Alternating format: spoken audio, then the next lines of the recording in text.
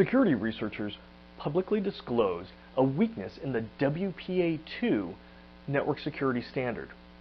This is going to kick off a race between hackers and the security community. The particular bug is named KRACK, which stands for Key Reinstallation Attack. But it has some interesting and possibly severe consequences. This particular protocol is heavily used. In fact, you probably use it at home to connect your devices to your Wi-Fi networks. Businesses certainly use it. They also use it to connect their PCs to Wi-Fi networks, as well as vendors, and in some cases even customers to their Wi-Fi networks. Successful exploitation using this particular vulnerability is considered severe. It may result in the loss of confidentiality, availability, and integrity of data and systems on that network. Basically, right now, there's a race that's starting.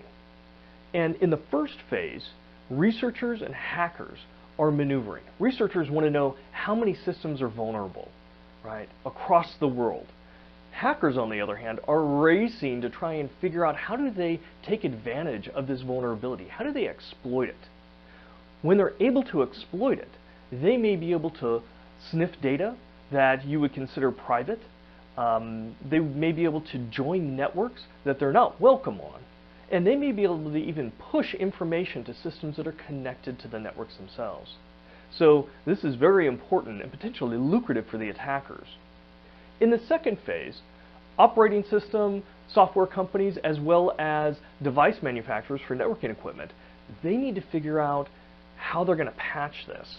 So they have to develop patches and make sure that it actually closes the security vulnerability. In addition, they also have to test these patches to make sure it's backwards compatible with all their devices, because nobody really wants to install a patch that may crater their system. In the third phase, once the patches are ready, they have to be deployed. Some service providers and vendors, they can automatically do this. They can push it out to the systems and create a more secure system through updates. But in many cases, it's going to be reliant upon end user involvement.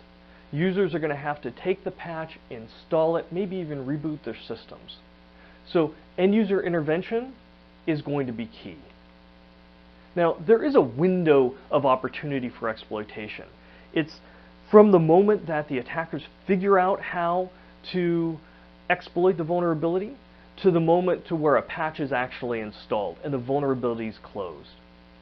Now, attackers really like to focus on easy victims. So don't be an easy target. Make sure you patch as early as possible. We all need to work together to shut down this exposure. So please, pay attention in the next few days. Work with your software company, your vendors, your device manufacturers. Understand when the patches are available and get them deployed. What are your thoughts? Please leave your comments below. And if you found this discussion valuable, please like this video or share it with others so they too may join in on the discussion and benefit from the collective insights. If you are interested in more cybersecurity aspects, follow me on LinkedIn and YouTube for upcoming videos and blogs on cybersecurity.